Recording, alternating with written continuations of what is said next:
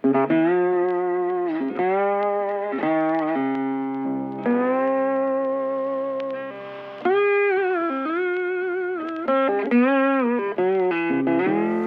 Hybrid back in the $1 million grow room. About to mix up a couple batches of fresh nutrients.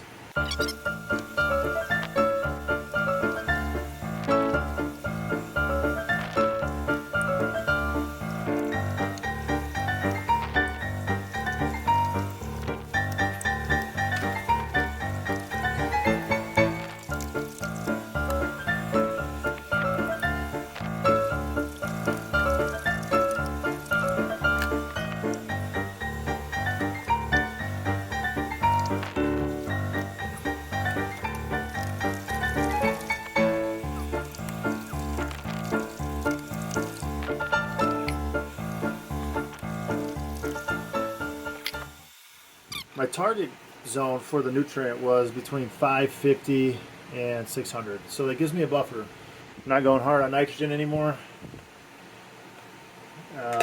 As the plants have stopped stretching, they're not in that vegetative mode anymore. They still need nitrogen, but they need more phosphorus and potassium from this point in their life moving forward. If you continue to provide the same amount of nitrogen from start to finish, you're just gonna set back your yields. They're not gonna develop like you would normally expect. Meaning, it's kind of like hitting puberty too late. I'm trying to tag that right there. You know, the best analogy I can come up with is it's like you're like 25 by the time you hit puberty or something. You keep pumping your plants up with nitrogen, and that's just kind of what's going to happen. Is they'll just finish late, and they just won't seem to, be processing as much flower size as you would have normally expected. So we've scaled back on the nitrogen, moving forward with phosphorus and potassium for the rest of the grow. But we will be adjusting it in various weeks of their growth stage, depending on what's happening in flower. So you can see both buckets are roughly 550. That gives me a 50 ppm cushion between the additive I'm about to add, which is just going to be a silicate. So this watering and the next watering will be the last waterings that actually receive a silicate. We're not going to do any more silicates after this. We're going to drop it at about day 21. Day 21? Yep. You can run it all the way up to day 28, depending on your plants. Depending on your plants.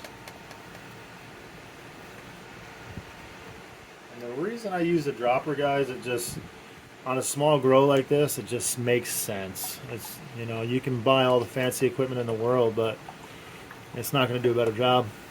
It's just going to make you more lazy. You're going to pay less attention to the garden and spend more time on your iPhone or something. I don't know. Whatever you guys do for fun. But you know where I'm going with that. So let's give this a mix. You got to see this canopy though, bro. Oh my God.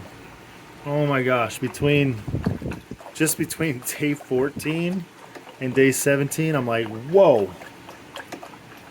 Like, what happened? It's insane. All right.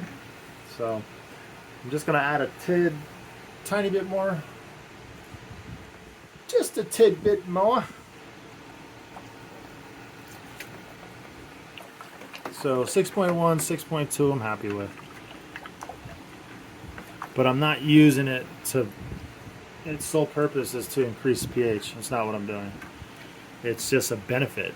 I don't have to add anything else to this mix in order to achieve the results, that I'm looking to get. So, but at the same time, it's like it's a really, really great additive.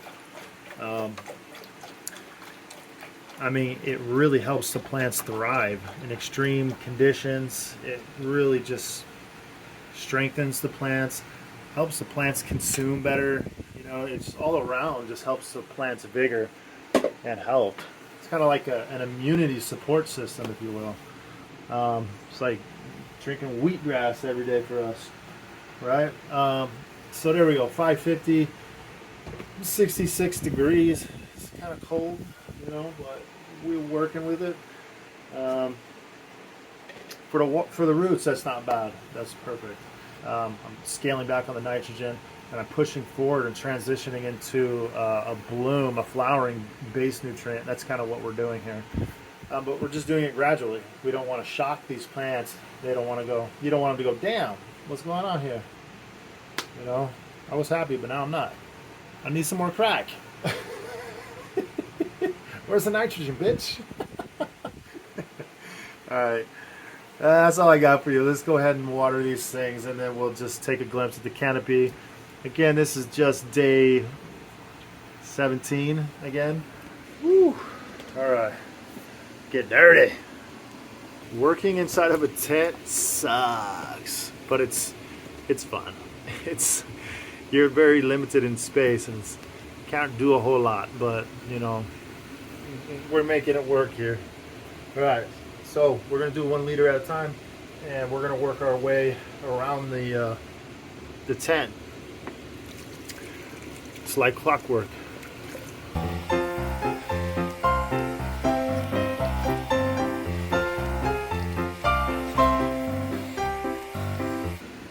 Day 17, guys. Welcome back to the $1 Million Grow Tent. Wow. Look at these buds. They were like single dimes before. Now they're like the size of a couple nickels stacked on top of each other.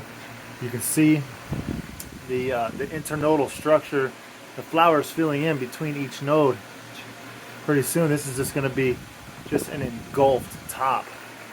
All of these basically from here all the way up. That's 8 inches right there. Easy. This almost 10. Some of this over here is going to be about 1 foot colas. And these ones are just going to be super, super dense, rock hard, like granite nugs. Seriously. This strain right here, we're super green. Super green. We're worried about, when you're worried about green or purple, it's really this, guys. You're always going to get a little red veining on the leaf here and there. Don't worry about that. That's completely normal, you know. And some strains are notorious for it, and some others are just not. You know, like this one here doesn't really have that, you know. So this one and this one slightly, but that's it. As long as it's not shooting up and down in streaks over the entire canopy, you're good.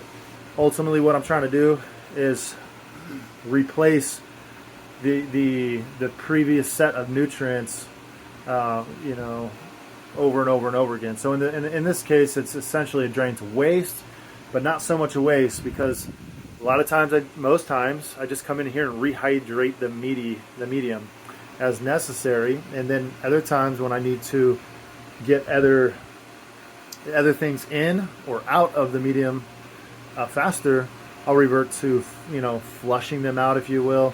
It's not so much flushing. Flushing is to me, it's an extreme form of, you know, looking for a little water runoff. In this case, I'm just looking for about a 1/2 inch of water runoff, and 10 gallons of water completely hydrates the medium, and it gives me about a half inch to 3/4 of an inch of runoff out of the 6 of these 11-gallon pots over here. All available on spiderfarmer.com. I'm telling you, these things are like super cheap on the websites. I encourage everybody to drop by Spider Farmer website. Stop by my website, hygrahybridinfo.com. Check out the links. Check out the discount codes in the video description. All kinds of stuff that can save you money there. Or if you just want to get some additional, you know, information and educational stuff, all the links are right there. You guys got questions pertaining to where we're at right now and how we got here? All those previous videos are in the links of the description of every single video. So don't forget to click them, because they have your answers. Let me see. Did I get a couple questions? Oh, yeah. I got one question. I thought it was a good one, because it wasn't like, what kind of nutrients are you using, bro? It was actually a really good question. If there was one thing you could change about this particular grow, what would it be? Again, we're in the Spider Farmer SE 7000 like $1 million killer tent here. This is like forever self-sufficiency. There's not a whole lot I would change. It wouldn't change anything. Really, if I had to add something, I would probably add a grate to the bottom of the tray inserts. If I had to set this tent up all over again, I was kind of like forced into, I don't know if I went over this with you guys in the beginning, I was kind of like forced to go with this saucer that is exactly the size of the base fabric pot. That's the problem. The problem is it just doesn't drain as efficient as I would like. The depth of the saucer is there, but then again, the next size up was 2 inches larger. So 1, 2, 3, 4, 5, 6 additional inches would not have fit in this tent running these plants parallel like this, together. So it just wouldn't have worked out. It would have had to like off center everything. The answer to your question is yes, I would. I would change something. I would actually add something. I would add a grate or a spacer in between the saucer and the bottom of this bag, which would allow the water to freely flow and exit the fabric pot a lot faster. I wouldn't have to stand in here and basically acclimate. That's what I'm doing right now, is acclimating the medium and the pots and the cocoa to 5 gallons of water that I just gave them. And then I'm going to go ahead and wait 15 minutes, talk to you guys, then come back, let it water again. Otherwise, you just kind of, you got to let the medium fully hydrate, because if you just keep dumping water through of it, some of it's going to hydrate, better in places, better in other areas of the container. So you got to kind of watch out for that. And it'll just start kind of just draining through one specific location, because you'll have some dense root matter or dense root ball. It's more dense or more loose in some areas of these pots. That's why I'm always kind of going through, scratching these and tilling the top of the soil or the cocoa, the medium. So that's what I would change. But you don't necessarily need a grate. I was thinking about this today. All you would need was to put a layer of lava rocks, or hydrotin, however you guys want to pronounce it. Don't bust my balls over it, okay? I have an accent. But if you put maybe just a thin layer of hydrot on the bottom of every single one of these saucers, set the fabric pot on top, and a nice even thick layer, maybe like 1 pebble high. We're not looking for anything significant. We're looking just enough to elevate the fabric pot off the top of the saucer, and that would give it the clearance it needs to drain more efficient. So when I come in with my shop vac after I let it acclimate, and then I'm looking for that 1/2 inch of drip at the end of runoff, then I can go ahead and bring in the shop vac, and I would complete the process that much faster. Not only that, it would allow it to be more, because you got to imagine how it would be in the bottom of that pot, even though it's an air pot and I'm sucking it out with a vacuum. In the very, very bottom of that pot, it's still more wet and moist than any other area of that pot for probably about the good, I would imagine, maybe a good inch and a half. Even though it's not soggy, it's not murky and muddy, it's still just more damp. And you always want to just make sure your guys' soil is, well drained. Always focus on your roots. So that was a good question. Yes, that is one thing I wouldn't necessarily change of anything in this garden, but I would add that feature. It's just something so simple. And when you're kind of, just moving through trying to set things up, and especially in my case, I'm trying to take videos, edit videos, upload videos, manage the questions, and take care of all kinds of content, and manage other growths. It just becomes, you overlook things sometimes. So there's a lot going on in my head, and I'm like, yeah, everything's perfect, but yeah, you know what? that would have been a nice little feature to add to this. So if anybody is just like trailing me by just, 17 days or whatever, try and get just a thin layer of hydroton on the bottom of the inside of your saucers. Put the bags on top of the hydroton, and the water will just drain more fluidly, and you won't end up with like, I don't want a wet. You don't want it to be so wet it just waterlogs the roots. Always make sure that you have proper drainage, and that's kind of where I'm going with this. Everything here is completely fine, but that is definitely one thing I would change if I had it to do over again. And I don't believe there is anything else. The only other thing I might change, I might add a Spider Farmer SE 1000 watt W, just in case you didn't know they had an equivalent SE 1000 watt LED grow light. I can't believe I just said that. A 1000 watt LED grow light. That's insane, dude. I'm already pulling over 3 pounds in every 5 5x5 area. Every tent, doesn't matter. It's always over 3 pounds. So previously, other runs I would be lucky to get like 1 gram per watt. Now I'm pushing. I know I'm pushing like 3 grams per watt, 2.5, 3 grams per watt. So if we're gonna actually add the wattage up and then calculate that,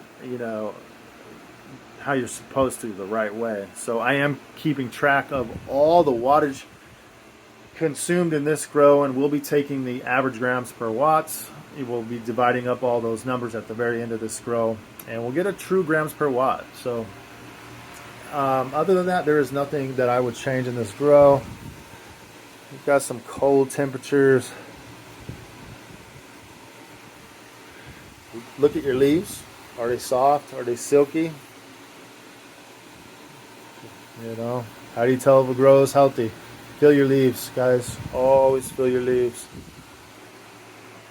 The color grading between the camera screen and inside this tent is a lot different. It's more rich in person than it is on this camera. So I hope the video quality is justified in some way. So that's, you just want silk. So the next thing, our next move in here on day 21 is I'm going to come in here and I'm going to lightly, defoliate. I'm not stripping plants. We're not ripping off every fan leaf. And I'll go over this, but I'm going to tell you guys this right now. If you guys are going to practice defoliation to the extreme, you have to imagine like all these leaves, just kind of give you a quick analogy, all these leaves are solar panels, okay? And if you go ripping off what do you think is going to happen if you go on top of your roof and you rip off all your solar panels because you think you're going to get more light spread if you rip off half of your solar panel and make your house look like a checkerboard, okay? No. If you do that, we're going to selectively, highly selectively defoliate in specific key areas here in just 4 days from now, day 21. We're pushing forward with massive growth. They have absolutely not stretched. I haven't moved this net. So everything is fantastic, and I don't want to change that. If you go ripping off your leaves, you are going to be highly disappointed when it comes time for you to harvest. Don't get me wrong, it looks cool, like some shaved pussy, okay? Like some shaved beaver, okay? But it looks awesome, and it's fucking fascinating. It's like a kid in a candy store for the first time, right? But what I'm trying to say is, it's just not. It's not gonna work. It's not gonna work out for you guys. I've been there. I've done that. I've been doing this for over 25 years, indoor, outdoor, hydroponically, organically, inert media, NFT, ebb and flow, DWC, flood and drain to waste, aeroponics, bubble ponics, freaking fog ponics. It doesn't really matter. Anything that you could throw out there, I've done it all. So have a lot of experience in all of these particular areas. I didn't really like fog ponics. I thought that was kind of like still a novelty, but it maybe have some potential in the future. Who knows? There's probably somebody out there with a whole lot more time on their hands that can sit back and just kind of just be super creative and engineer something that's actually really, really viable when it comes to that. You know, it's definitely doable. There's actually one technique that I have never studied, and that's like, I don't even call it. It's like the fish. It's like the fish that eat the dead skin off your feet. I think there's fish that do that for the roots, or fish that poop in the water. Maybe goldfish, guppies. I don't know. I've seen people like talk about it, and I've seen some articles, but it's just, for me, it's just like, okay, you know, that's like somebody talking about how flat the earth is. When you start talking about my fish are pooping and I've never fed my plants any fertilizer and I'm 100% organic, and look at my 10-pound harvest, it's like, yeah, that's the first thing that comes to my mind is somebody's cuckoo and they think the earth is flat. Okay. I don't want to offend anybody out there if you guys actually do think the earth is flat, but all right. That's it, guys. Hygro Hybrid. I'm going to let you go because that's all I got. Day 17. Peace out, guys. Much love. Stay blessed. Woo! Hygro.